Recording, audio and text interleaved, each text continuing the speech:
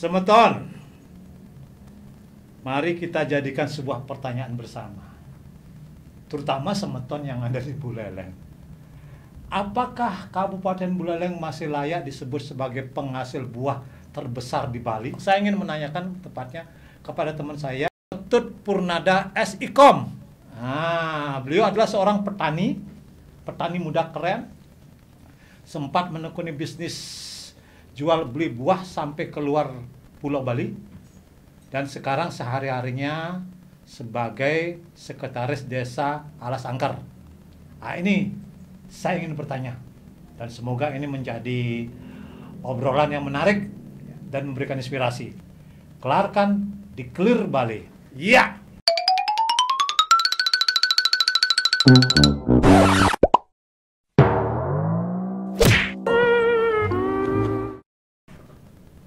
Halo kawan. Swastiastu Liwudu. Swastiastu.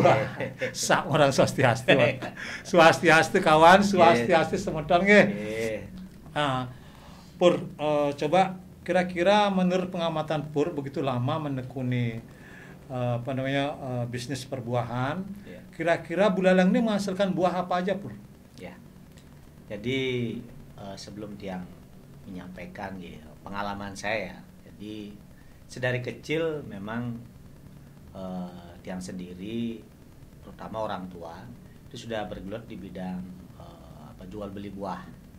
Jadi malang melintang di Kabupaten Buleleng, jadi daerah timur di Jepulu sampai Sepedawu, Sidedape sudah pernah, terutama ibu saya ya, jadi sudah pernah dijajaki dalam hal komoditas buah yang ada di Buleleng, sehingga dari pengamatan saya kecil saya tahu ini buah-buah lokal Buleleng. Jadi menurut pengalaman Tiang sedari kecil, jadi sebenarnya buah Buleleng itu sudah memiliki nama tersendiri, terutama di pasar lokal, terutama kalau kita bicara di Denpasar atau di Badung ya. Jadi cukup ditunggulah buah Buleleng itu. Kenapa buah Buleleng mempunyai wibawa khusus atau tren pokoknya sesuatu, buah yang sangat sesuatu itu loh. Ya, karena kan di Buleleng karakteristik topografinya yang negara gunung itu memiliki sebaran buah sendiri, karena kan memang buah-buahan itu cocok di daerah-daerah tertentu. Jadi karena topografinya negara gunung, jadi buah di pegunungan sampai buah di dataran rendah itu ada di Buleleng. Oh gitu. Nah, kemudian dari segi rasa dan kualitas, buah Buleleng itu terkenal kalau dibandingkan semisal durian.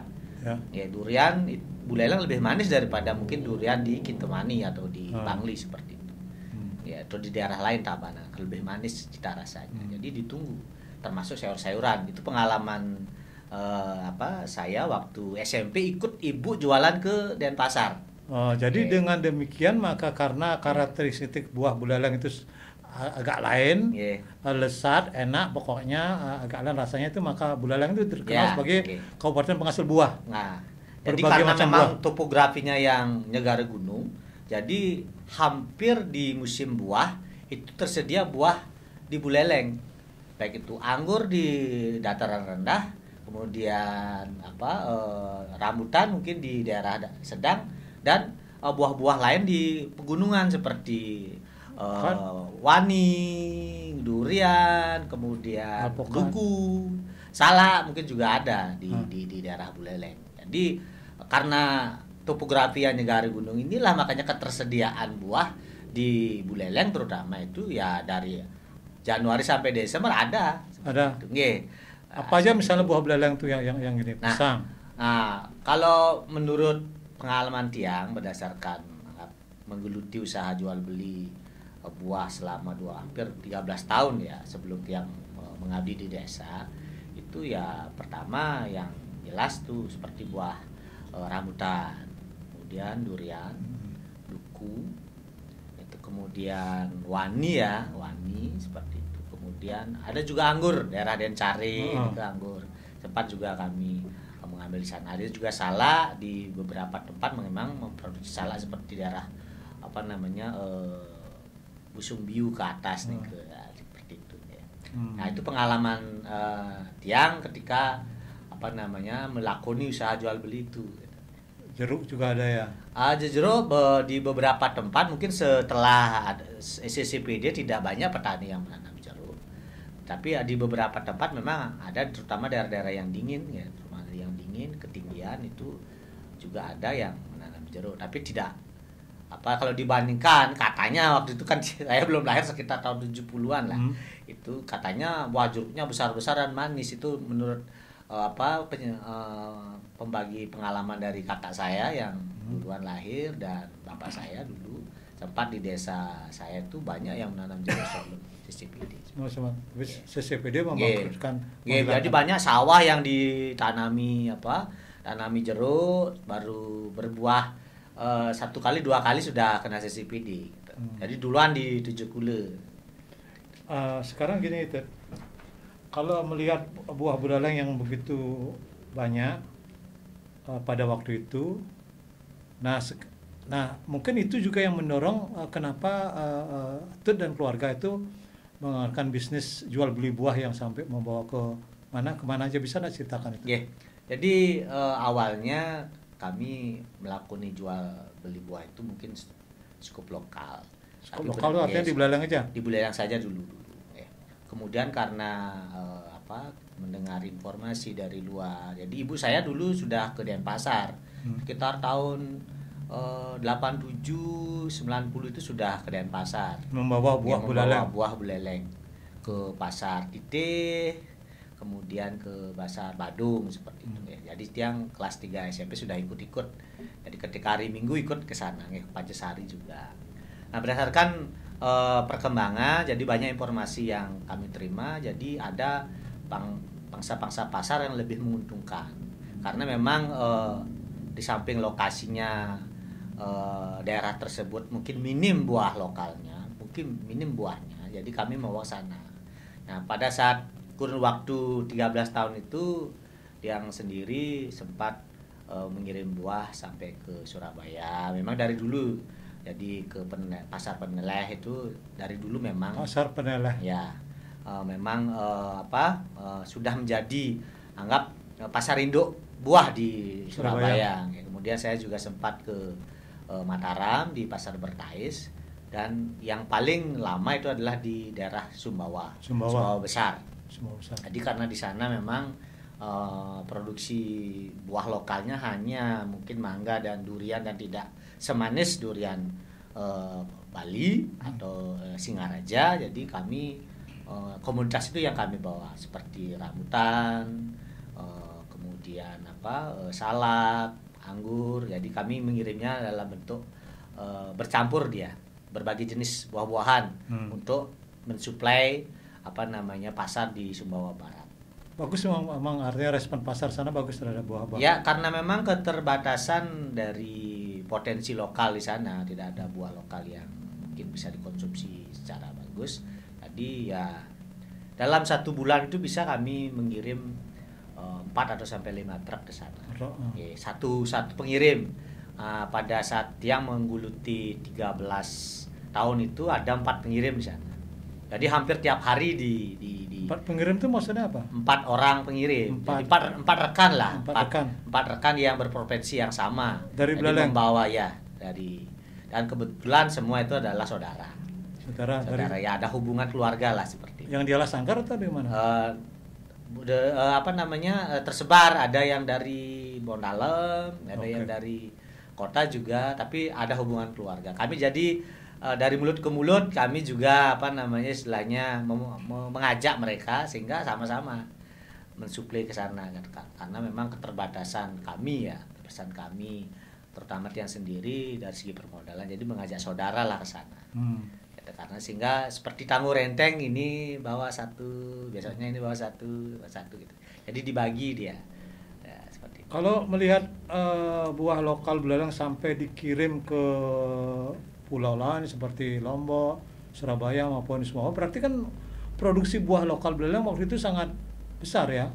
Kalau dibilang sangat besar sih ya bisa ya dan bisa tidak, tergantung musim ya. Kita kalau bicara buah lokal buleleng itu sebenarnya tidak terlepas dari musim buah. Semisal kalau musim buah rambutan, ketika musim ya bisa membludak sekali dan bisa harganya anjlok. Dan itu hampir semua komoditas buah seperti itu di Buleleng. Seperti rambutan dulu bisa mencapai harga Rp800 per kilo. Jadi sangat, kalau ketika dipetik itu biayanya sangat besar sekali. Karena itu ya, jadi kalau kita berbicara musim ya, dalam arti produktivitas buah lokal di Buleleng itu tidak terlepas daripada musim. Kadang-kadang bisa sampai anjlok begitu karena memang produksi buahnya itu luar biasa banyak. Sedangkan pasar untuk bisa menyerap produksi itu sedikit. Apalagi di tempat-tempat lain atau di pulau-pulau lain seperti Jawa juga sejenis ada semisal komoditas pertanian tersebut, sehingga Jawa tidak mampu menyerap. Nah, bisa anjlok lah pasar itu. Sehingga kalau dibilang pertanyaan Beli Putu tadi sampai mengirim keluar, apakah di sini produksinya banyak? Belum tentu juga. Karena memang kalau kita berusaha berbisnis ya karena ada permintaan kan kita harus cari, walaupun mahal ya kita bawa ke sana. Oh gitu. Tapi pengalaman Tiang ketika sekaligus sebagai petani ya, saya sempat juga dulu menanam rambutan, jadi bisa anjlok seanjlok-anjloknya. Demikian juga seperti anggur kan, kalau Tiang tanya atau mungkin salah, di berbagai tempat tuh sampai harga 500 sampai Rp1.000 per kilo. Pernah seperti itu. Nah, pada waktu melakukan pengiriman buah sampai keluar itu, buah dari luar sudah tampak enggak memasuki Bali? Pada saat itu sudah, mungkin karena dibuka keran impor ya, impor dari pemerintah, sehingga komoditas buah luar itu masuk. Sudah masuk. Nah, terkadang kan kita ketahui sendiri bahwa masyarakat Indonesia terutama Bali ya gitu. Terutama Bali memang cenderung ya mempunyai ego tersendiri ya. Jadi membeli buah itu seolah-olah eksklusif, dijadikan hidangan atau mungkin bebanten sajen seperti itu ya. Karena ada karena ada keran masuk buah luar itu ya, karena terjadi di pasar kan otomatis dibeli dong. Nah, ini akan menjadi pesaing tersendiri pada buah lokal, terutama buah lokal di Buleleng kan. Karena memang petani kita sendiri mungkin tidak semodern petani di luar negeri ya, di mana packingnya bagus, kualitasnya bagus, jadi menarik. Nah, kita lihat sendiri kalau apel itu kan dibungkus sedemikian rupa, apel merah itu kan anggur merah dibungkus sedemikian rupa, rasanya juga enak. Kalau dibandingkan dengan rambutan yang mungkin gampang dicari, ya kalau mungkin harganya sama, mungkin orang cenderung akan memilih anggur merah. Oh gitu. Ya. Nah, ini menurut pengamatan Tut, kira-kira bagaimana sebenarnya penanganan dari perkebunan khususnya komoditas buah itu untuk petani di Bali? Apakah sudah profesional seperti di luar yang buah-buah luar itu gimana? Ya, atau masih asal-asalan begitu? Kalau menurut pengamatan saya ya, jadi sekian tahun mengamati terutama buah lokal ya, buah lokal itu memang cenderung petani itu tidak memiliki sumber daya untuk mengolah itu karena memang sifatnya masih tradisional. Jadi menanam dirabuk dipupuk ya, istilahnya dipupuk seadanya untuk mengurangi mengurangi biaya, diairi, berbuah, dipanen atau dijual ke tengkulak, selesai. Tidak ada istilahnya pengolahan pasca panen. Jadi di packing tidak ada di pengamatan saya. Paling hanya dikasih wadah keranjang, dibungkus, selesai. Jadi itu akan mempengaruhi kualitas buah yang nanti di akhir proses itu adalah dibeli oleh konsumen. Itu akan mengurangi kualitas, seperti mungkin ya dari segi bentuk sudah tidak menarik lagi. Rambutan kalau dijual dengan rentetan distribusi itu ujung-ujungnya kan layu. Rambutan kan. Karena apa? Ya karena prosesnya satu tangan ke tangan berikutnya jadi bulu-bulunya itu rambutnya itu layu kan. Oh, gitu. Contoh seperti itu kan. Salah juga demikian kan. Jadi ketika dari petani kemudian di pengepul didistribusikan lagi ke pasar dibawa lagi ke dengan packaging yang sedemikian rupa ya ujung-ujungnya busuk sampai di dia konsumen. Sementara kalau buah luar Sementara kalau buah luar kita lihat sendiri kan seperti yang sampaikan tadi, apel ketika sudah dibungkus dengan baik sehingga ketika dijual dibuka bungkusnya itu udah bagus ke konsumen. Jadi dia belinya sudah dalam dos seperti itu. Ya, udah ya di packing dengan bagus sehingga dan prosesnya itu pun kan pakai cool room dingin dia tetap dari produsen di luar sana sampai di Bali ya tidak pernah henti dengan suhu rendah itu kan. Jadi ya lagi lebih fresh lah. Walaupun kita tidak tahu apa senyawa apa yang ada di sana. Ditaruh dalam itu supaya awet kan banyak di platform-platform tertentu diperlihatkan bagaimana dicelup, kita tidak tahu kan. Tapi itu malah disukai. Karena memang ada pilihan kan pasar kan memilih dia. Memilih yang lebih karena menarik. ada pilihan kan. Seperti dulu, mohon maaf, tidak ada mie instan kan, nggak ada yang dibeli. Sekarang kan ada mie instan, mungkin cenderung orang memilih mie instan daripada beli sayur paku kayak gitu kan. Nah, kayak gitu contohnya kan, lebih enak, walaupun kesehatannya belum. Sekarang ini Pur, menurut pengamatan Pur, buah lokal yang ada di Buleleng ini, apakah hanya sekarang ini kan tidak lagi menekuni bisnis buah itu? Yeah. Apakah masih nggak buah lokal Buleleng itu sampai di Denpasar pemasarannya? Oh masih, menurut pengamatan saya masih. Dan apa buah cenderung karena setelah saya selesai menggeluti itu istri saya sekarang yang menggeluti bisnis buah itu, walaupun skala kecil. Jadi masih jadi beberapa memang komoditas buah di Buleleng itu cenderung masih diminati oleh pasar di Denpasar dan di Badung masih ada. Yang lihat apa misalnya contoh buahnya? Rambutan masih. Rambutan.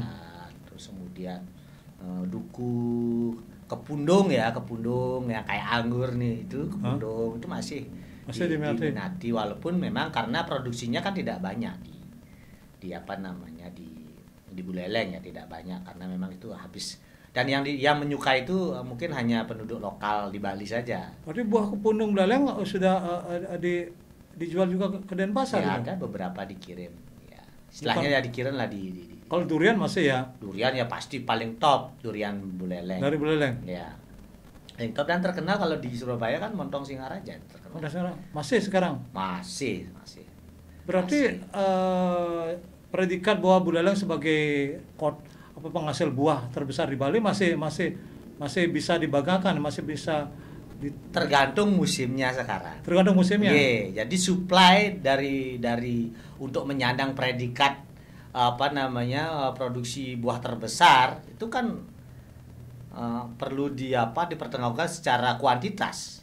Tapi ketika tidak ada musim kan tidak ada. Pada waktu upacara terutama musim buah itu demi kali ya? Terkadang itu tidak sejalan. Jadi antara prosesi upacara besar di Bali umumnya seperti upacara Galungan, Kuningan, Nyepi itu terkadang tidak selinier dengan musim buah itu. Nah, itulah yang membuka keran produk impor ya buah impor itu masuk dan menguasai pasar. Ya, karena memang tidak ada buah. Jangankan buah Pak Putu ya, beli Putu ya. Sepertinya bukannya buah impor ya. Kalau pisang itu misalnya datang dari luar juga ya, dari pulau Ya, itu dari mana pulau mananya Pur? Yang tiang mau sampaikan, jangankan buah-buahan. Jadi kebutuhan pokok untuk pembuat sesajen itu akan pisang. Kita mengetahui sendiri bahwa bagaimana filsafat pisang itu kan. Kalau Banten tanpa pisang mungkin bisa tidak disebut Banten. Pisang sendiri itu produk menurut pengamatan saya itu produksi lokal tidak mampu memenuhi kebutuhan kebutuhan konsumen Bali. Karena apa? Setiap hari pisang itu didatangkan dari luar Pulau Bali, Pak Putu. Terutama kalau bisa dilihat mungkin di pasar Batu Kande ya, di jalan kargo itu ya. Kargo, ya. Hampir tiap hari itu dari Flores, dari Kalimantan, dari Jawa itu mendatangkan pisang. Pisang itu kemudian digunakan oleh konsumen Bali. Bisa digunakan sajen, bisa digunakan untuk mungkin pisang goreng, konsumsi dijual dan sebagainya. Karena kan tidak hanya satu komoditas pisang, jadi berbagai jenis pisang, ada pisang raja dibawa dari Jawa. Kira-kira apa penyebabnya itu menurut pengamatan Pur tentang pisang itu? Ya. Pisang itu kan semacam rasanya mudah sekali ditanam, tapi kenapa bisa justru kita tidak punya pisang? Nah, karena memang menurut pengetahuan saya sih, jadi jarang sekali orang yang mau membudidayakan pisang di Bali. Secara sungguh-sungguh. Dalam arti ya sungguh-sungguh menanam komoditas pisang mungkin satu lahan sekian. Kebanyakan pisang itu ditanam sebagai tanaman pelengkap. Jadi di antara sela-sela tanaman ditanam mungkin hanya untuk memenuhi kebutuhan keluarga ya, untuk mungkin untuk persiapan upacara,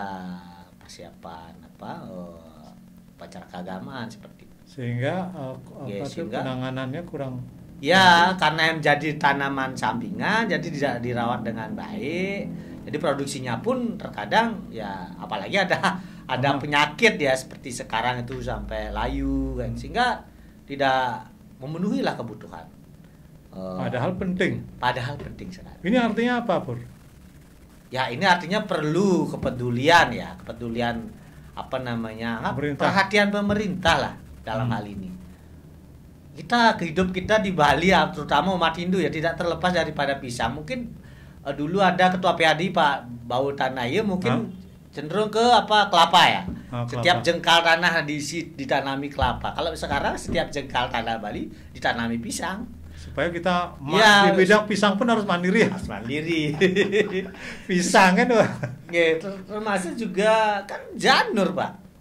Janur ya. Janur juga kan kita ketahui bersama tuh, janur banyak datang dari luar Bali ya. Bali ya. Ya memang keterbatasan kita di Bali terutama kan banyak sekali. Nah itulah kenapa mungkin Pak Putu melihat paradigma menurunnya ngap gaung buah lokal ya Buleleng, karena memang alih fungsi lahan itu. Satu mungkin bisa dibantah ya. Satu, penurunan buah lokal di Buleleng, saya nggak mau kembali deh. Satu, ada fungsi lahan. Yang kedua, kurang pedean menggunakan buah lokal untuk Banten untuk gini ya. Ya, dan juga satu yang ketiga musim ya. Seperti pernah boleh begitu saya simpulkan. Ya. Jadi yang keempat adalah penanganan perkebunan buah itu masih dianggap sampingan begitu ya, Bro? Ya, mungkin seperti itu. Jadi kalau kita lihat ya di perkembangan terkini ya terkait tentang buah-buahan. Jadi terutama pengalihan atau mungkin perpindahan komoditas petani menanam dari semula ke tanaman B itu sangat juga mempengaruhi. Karena ketika menanam itu kan memerlukan kurun waktu minimal 3 tahun untuk berproduksi. Semisal saja banyak sekali menurut pengamatan Tiang, banyak sekali petani-petani yang dulunya menanam rambutan itu memotong pohon rambutannya digantikan dengan komoditas yang lebih menguntungkan bagi mereka. Misalnya apa? Contoh seperti Tiang sendiri, pengalaman Tiang sendiri. Jadi saya memiliki satu petak lahan itu sekitar 30 hari itu dulu ditanami rambutan. Adalah sekitar 70 pohon rambutan, sudah besar-besar. Tapi karena anjlok dan itu terus berulang setiap tahun. Anjlok apanya maksudnya? Anjlok harganya karena memang produksinya melimpah. Jadi bersamaan musimnya dengan daerah-daerah di luar Bali seperti Jawa, Sulawesi, sehingga tidak bisa dikirim ke Jawa atau mungkin tempat lain. Anjlok. Ketika dipanen pun itu biayanya terlalu besar. Terpaksa saya harus mendiamkan. Tapi karena ini terus berulang, saya tidak mau rugi dong. Jadi saya potong. Di tahun ketiga saya potong. sudah besar umurnya hampir sudah 25 tahun lah pohon rambutan itu potong. So? Saya tanami durian. Durian apa nih? Durian montong, cane ya seperti itu. Karena memang terkenal cane Singaraja manis kan. Jadi selama karena durian tuh paling umur 4-5 tahun baru berbuah.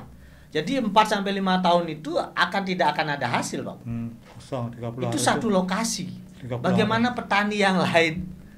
Sehingga otomatis gaung buah lokal di Buleleng ya, jadi tidak selama 3-4 tahun itu kan kosong ya, seperti itu. Terus setelah berbuah jadi karena ada kecenderungan petani menanam komoditas lain seperti sekarang ya, tren itu adalah durian, manggis, alpukat. Itu yang sekarang tren. Jadi tanam, dan ya memang benar kalau durian itu memang komoditas yang paling cepat mendatangkan hasil ketika kita sebagai petani. Bayangkan satu pohon saja, pohon durian, ketika dia berbuah 5 saja, durian montong ini ya, durian montong Singaraja 5 saja, kemudian anggap 5 biji itu rata-rata 4 kg, kan sudah 20 kilo. Ketika dijual 35.000 per kilo, sudah 700.000 satu pohon, Bang. Baru belajar berbuah di tahun keempat atau tahun kelima. Pohon, bandingkan dengan pohon yang lain. Kalau pohon yang lain, anggap seperti cengkeh, itu kalau baru belajar paling dapat 1 kilo kering, baru 100, kalau sekarang 120.000 lah. Sementara durian 700. Sudah 700. Cuma kendalanya, ya. Jadi durian itu ya kalau tidak dirawat dengan baik itu paling cepat mati. Karena memang hamanya yang luar biasa, ada kanker batang di sana, ada penggerek batang, ada jamur di sana. Sehingga di beberapa tempat itu banyak sekali yang lihat durian-durian ketika sudah berbuah mungkin 2 atau 3 kali sudah mati, mengering. Sudah koet ya? Ya, koet. Sudah bangke. Ya, istilah Balinya bangke. Nah, ini sekarang kan jadi perhatian ya. Tapi ini Pur, kan harusnya petani itu kan dekat dengan penyuluh pertanian. Bagaimana? Ada enggak upaya-upaya? Ada upaya-upaya meminta tolong? Perlu yang saya sampaikan. Jadi dia sendiri sebagai pengabdi di desa ya, sebagai sekretariat desa, sering sekali menyuarakan jadi kepentingan petani dan permasalahan-permasalahan kami di lapangan. Jadi mohon maaf ini, jadi Dinas cenderung hanya berfokus pada petani sawah. Apa? Petani sawah. Jadi petani itu berbicara pertanian itu kan cukupnya harus penyuluh lapangan pertanian itu hanya fokusnya membicarakan padi aja. Padi, paling RDKK kalau cari pupuk kan ada tuh.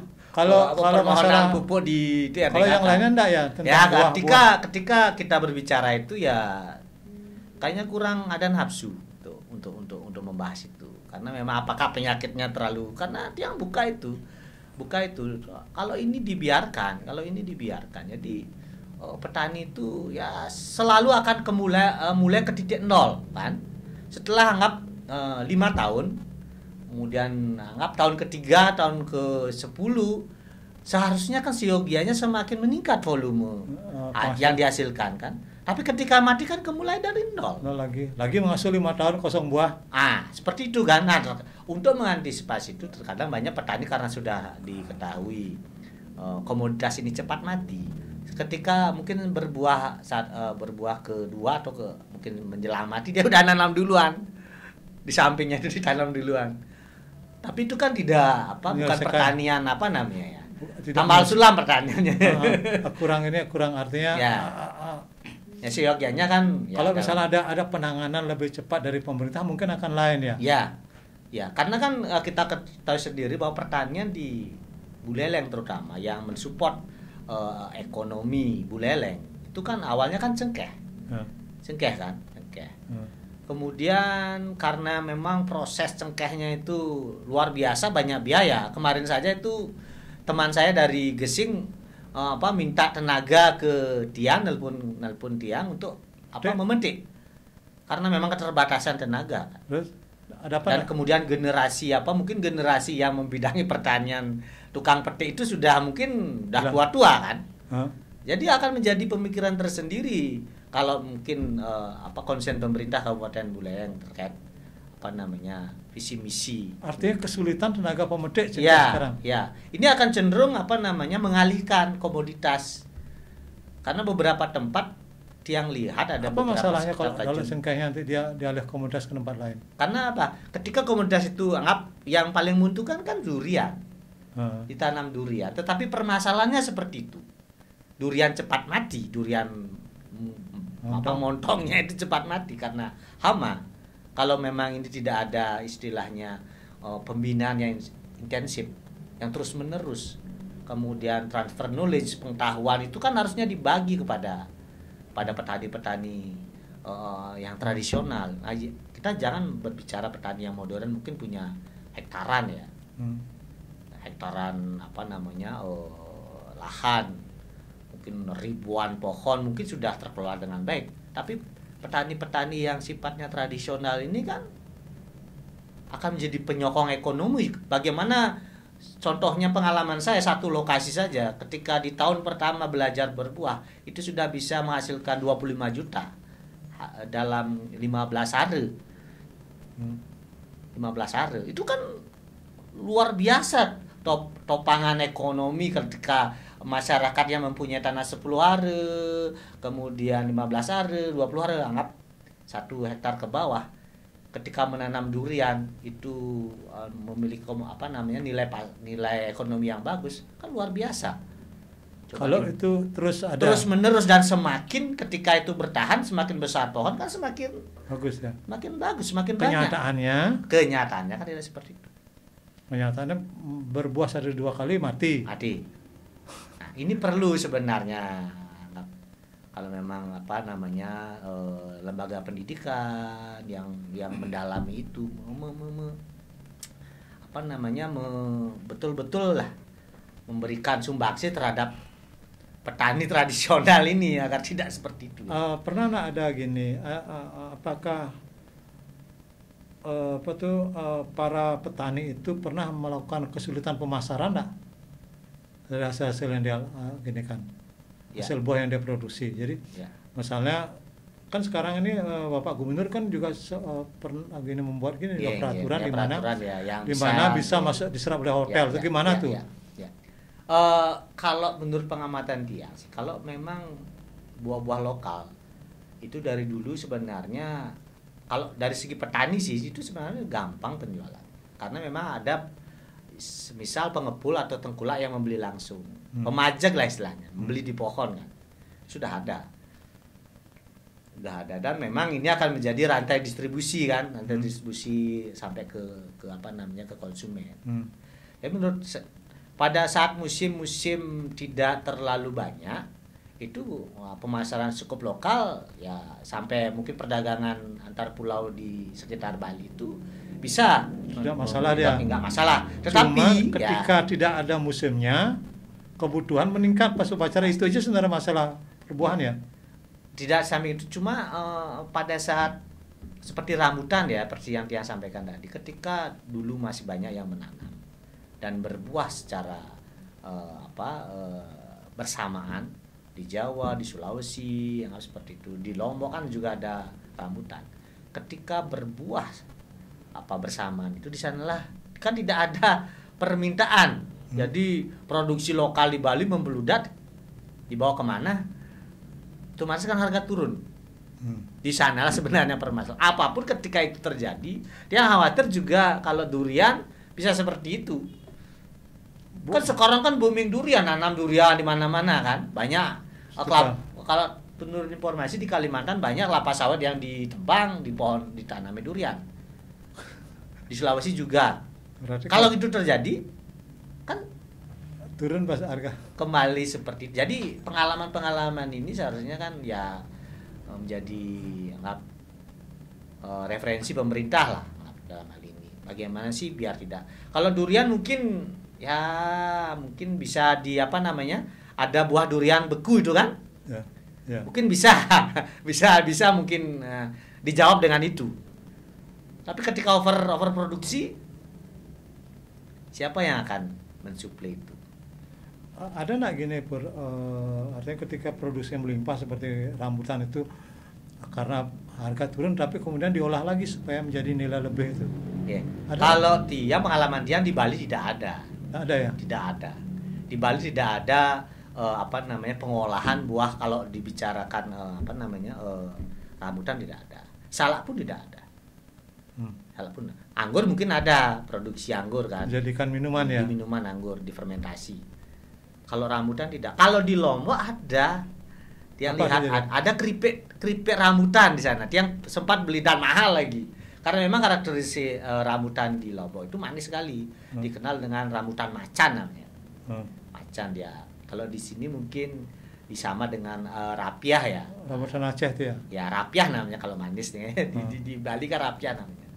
Rapiah, ada rapiah gundul, ada rapiah salak, kayak rapiah binjai. Ya rambutan Aceh itu ya yang manis. Kan ada juga yang bulus namanya, ada yang seleh, itu berbeda-beda jenis gininya. Jenis rambutannya beda-beda ya. Jadi kalau yang di Lombok itu sempat yang membeli keripik rambutan. Nanti yang tanya bagaimana caranya, nggak dikasih. Nggak dikasih, mungkin rahasia perusahaan ya. Tapi karena di seperti toko dekat dengan pasar Bertais itu ada keripik nangka, keripik pisang itu kan sudah biasa. Ini keripik durian mahal, waktu itu saja harganya sekitar 45.000 satu bungkus. Sekitar tahun 2010 ya. Enak tuh. Enak. Karena penasaran saya beli, saya beli ternyata. Saya berpikir di Bali kok nggak ada ya? Haruskah petani itu bereksperimen sendiri? Atau ada campur tangan atau bantuan kehadiran pemerintah untuk bersama-sama duduk untuk mencarikan solusi. Jadi apakah bisa kita simpulkan bahwa pembicaraan kita hari ini yaitu Buleleng masih bisa dikatakan penghasil buah terbesar sampai sekarang ya? Ya, bisa. Tergantung musimnya, kan gitu. Musimnya. Ketika musim ini tidak ada, kebutuhan meningkat karena ada upacara, maka datanglah buah-buah dari luar, kan begitu ya? Nah, itu. Kemudian ketika musim berlimpah, tidak mampunya petani untuk mengolahnya menjadi sesuatu yang lebih bernilai, sehingga terjadi tetap pasaran turun dan harganya sangat murah. Dan alih fungsi lahan juga, alih fungsi lahan itu banyak juga orang akan ingin menanam apa yang laris, maka itu ditanam. Ini berbahaya, kan begitu seperti Pur tadi katakan ya. Jadi sekarang duren, semuanya pada menanam duren. Keanekaragaman buah di Buleleng itu akan bisa hilang. Karena memang itu cenderung lebih menguntungkan. Nah, ini bahaya. Menurut saya sih dari segi pelestarian, sumber daya hayati ya. Jadi kita terkenal kan plasma nulfa Buleleng itu kan luar biasa, dari kelapanya semuanya itu kan mungkin karena di faktor topografi yang negara gunung itu ya. Itu yang menjadi hilang hanya komoditas tertentu. Nah, ketika itu anggap seperti CCPD jeruk, kemudian kena CCPD durian. Anggap CCPD durian penyakit serupa. Waduh, habis. Jadi ini perlu jadi perhatian pemerintah agar tidak semua berbondong-bondong lah. Sedia payung?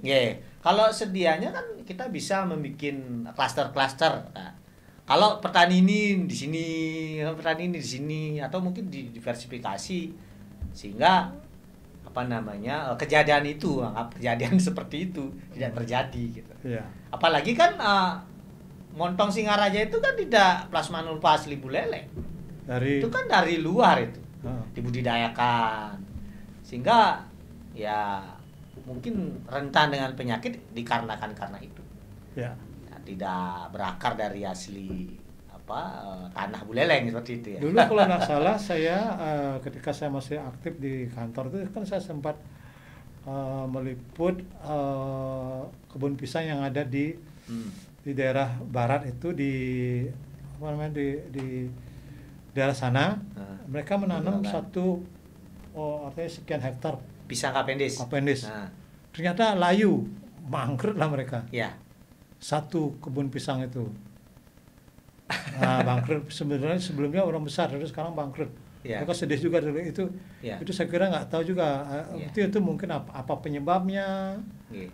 Nah, ini sebuah gini juga, artinya ada upaya-upaya sebenarnya untuk mengatasi masalah kebutuhan pisang itu oleh masyarakat, tetapi ternyata tetap saja belum gini, artinya belum optimal hasilnya. Semeton di rumah, ini dulu obrolan pemancing saja, nanti mungkin kita akan ngobrol lagi dengan siapa petani yang menanam, yang saya dengar sempat di daerah mana tadi saya katakan di daerah timur itu nanam pisang yang sekian hektar. Apakah sekarang masih tetap pisang atau sudah berubah menjadi apa? Apakah berhasil? Kalau enggak, kita nggak tahu kepada siapa lagi kita bertanya. Pertanyaan terakhir tentu akan kita tanyakan kepada pihak yang pemerintah yang mempunyai tenaga ahli begitu banyak, punya penyuluh.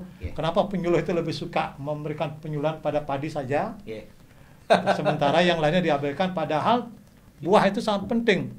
Buktinya begitu CPD jeruk terjadi, agak turun juga ekonomi belaleng. Dan sebagai informasi tambahan,